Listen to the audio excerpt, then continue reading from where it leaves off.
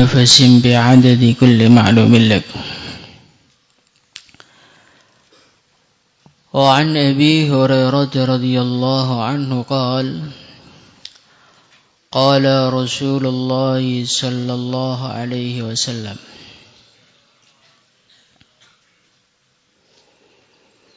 قال الله عز وجل, Allah subhanahu wa ta'ala berfirman, Kullu amali bani Adam, setiap amalnya anak Adam, lahu adalah baginya. Illa shauma, kecuali puasa. Fa innahu, maka sesungguhnya puasa itu, li adalah untukku. Wa ana, dan aku, ajzi, aku akan membalasnya bihi, dengannya. Wasiyamu, dan puasa itu, junnatun, adalah perisai. Baginda Nabi Muhammad sallallahu alaihi wasallam,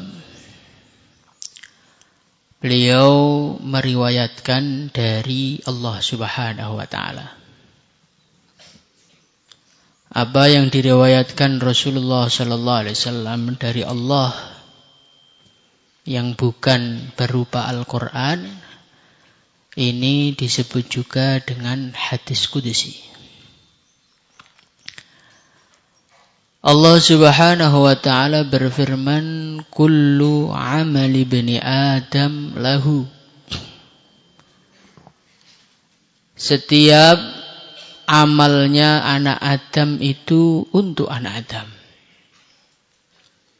Salatnya, puasanya, sedekahnya, ngajinya, dakwahnya, lahu, semua untuk anak Adam. Illa siyam, kecuali puasa. Fa innahu li, maka puasa itu untuk aku dan aku sendiri yang akan membalasnya.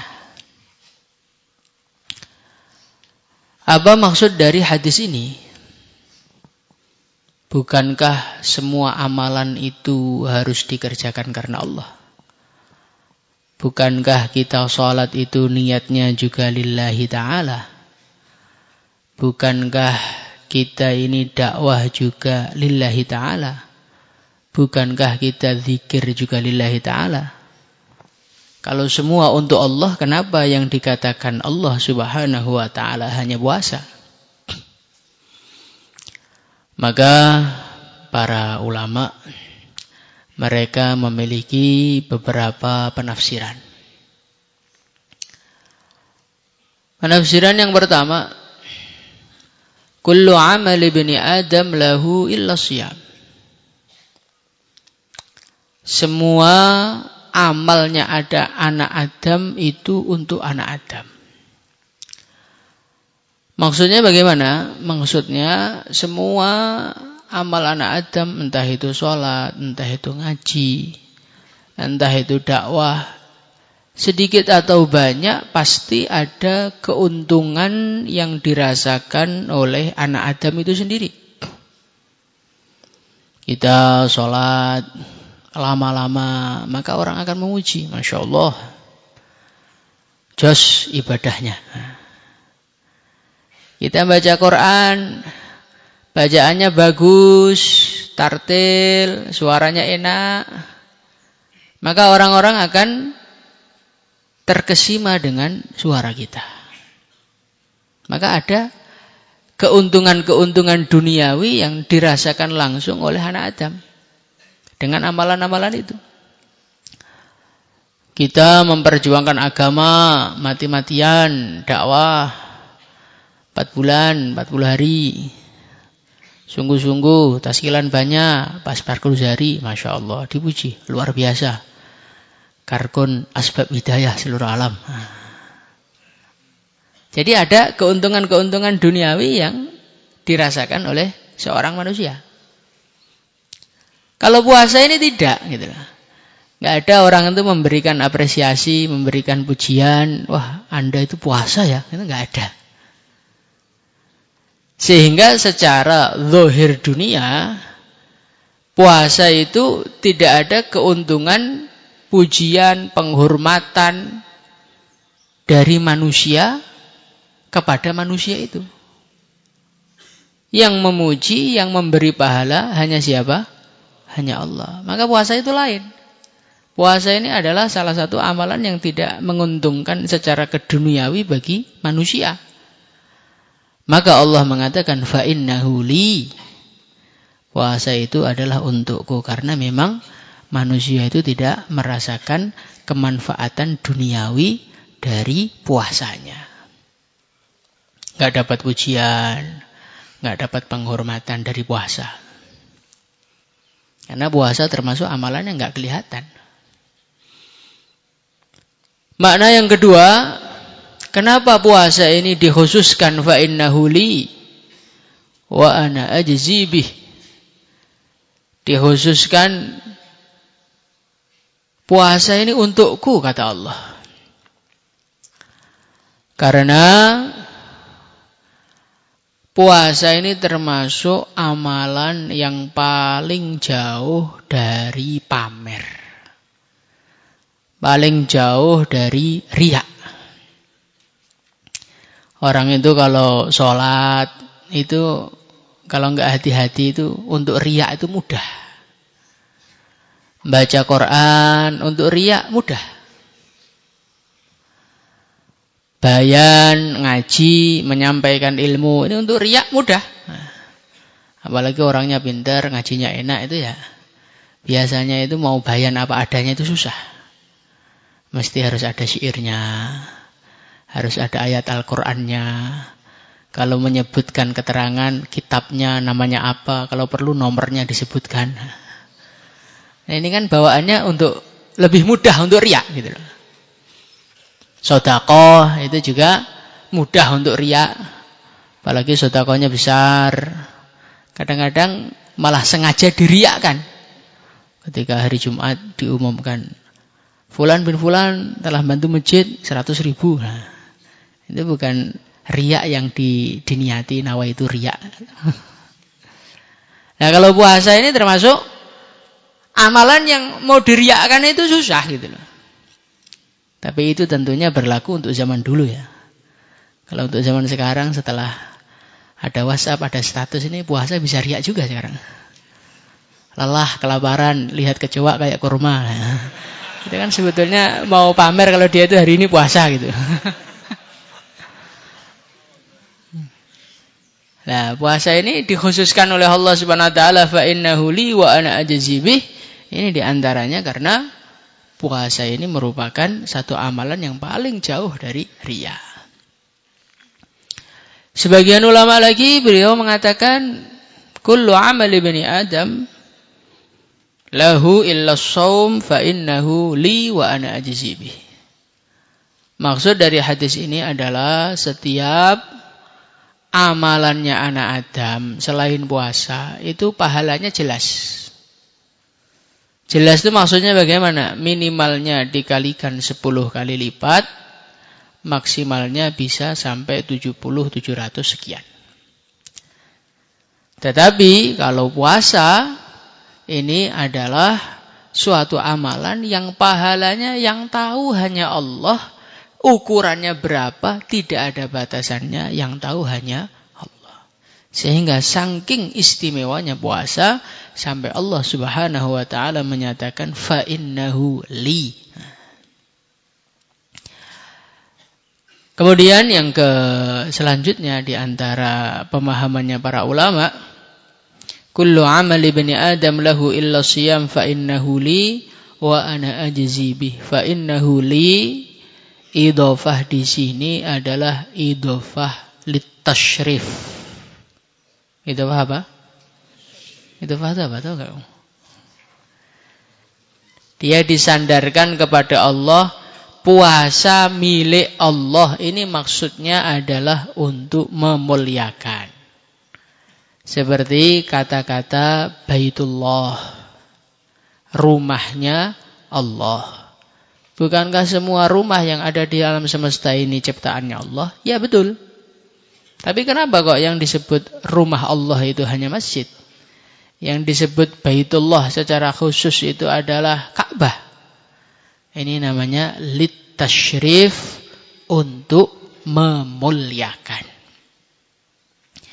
Begitu juga ketika Allah Subhanahu wa taala mengatakan puasa itu adalah untuk aku.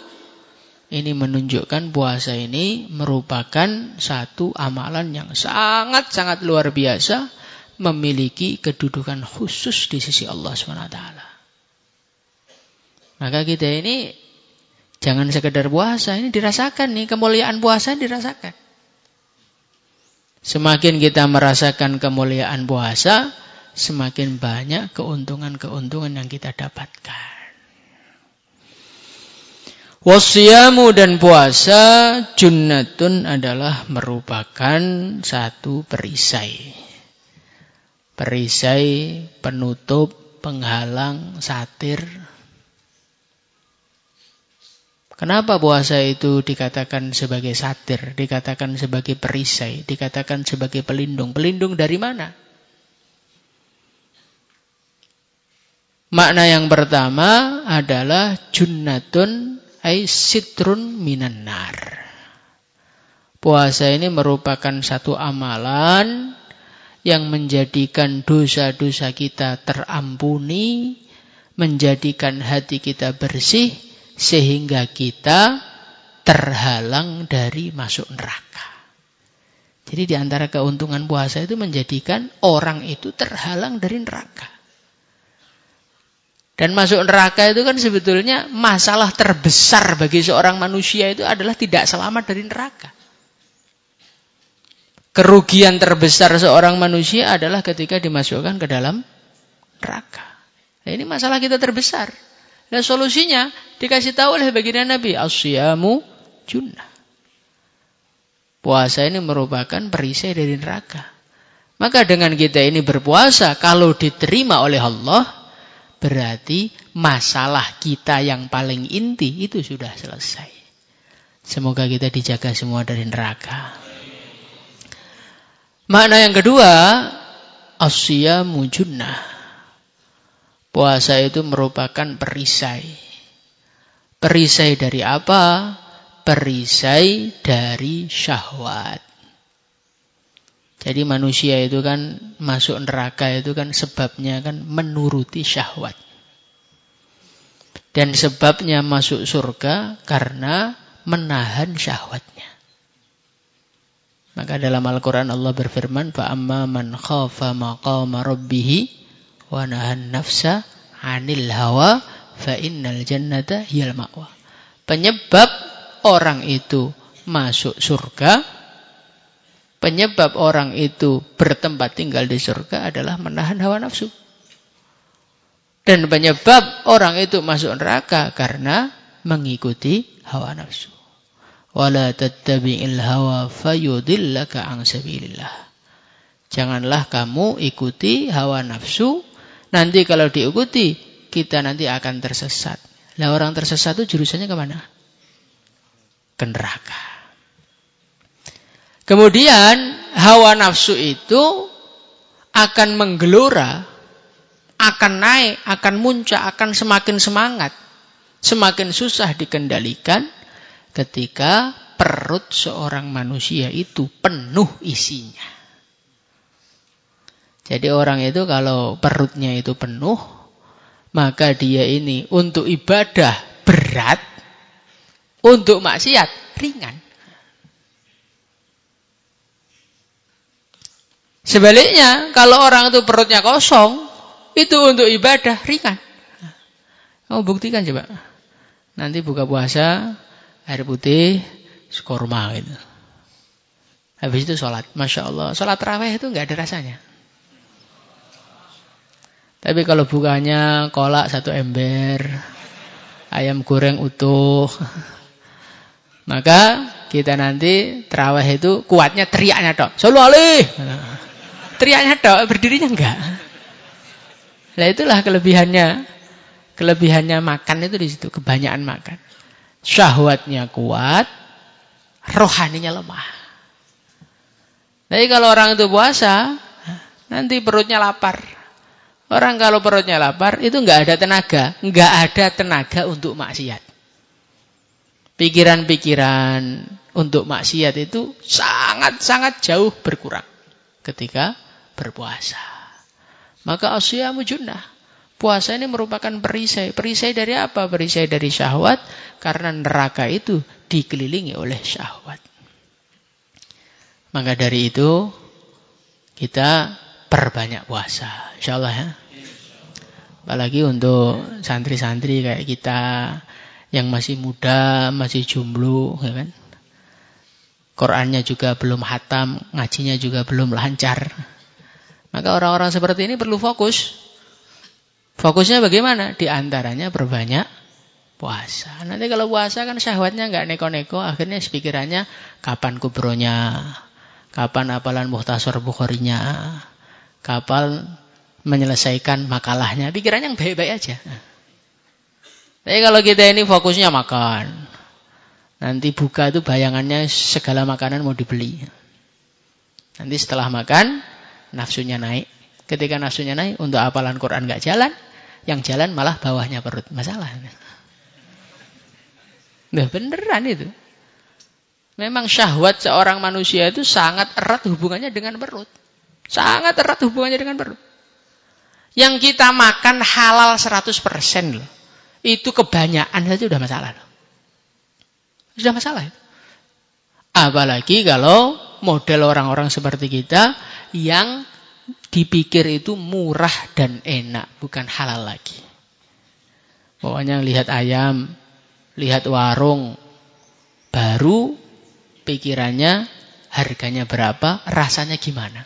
Nggak tanya itu, halal apa enggak, nyembelihnya pakai bismillah apa enggak, yang jualan itu ahli sunnah apa enggak, yang jualan rajin sholat apa enggak, enggak ada itu. Maka makanan-makanan seperti itu masuk di perut kita, dikit aja sudah menyemangatkan kemaksiatan. Maka puasa itu penting. Puasa itu penting. Kita kosongkan perut kita, melemahkan nafsu. Dan ketika kita mau buka, carilah halalan yang thayyibah. Kulu min thayyibati ma razaqnakum. Kita suruh makan yang paling baik. Kulu mimma fil ardi halalang thayyibah. Nah ini halalang thayyibah ini penting sekali untuk orang-orang seperti kita. Karena kita ini orang-orang ahli agama katanya. Orang-orang yang menyibukkan diri untuk agama. Orang-orang yang mau mendaftarkan diri jadi wali-wali Allah Subhanahu wa taala. Menjadi asbab hidayah seluruh alam. Kan cita-citanya seperti itu.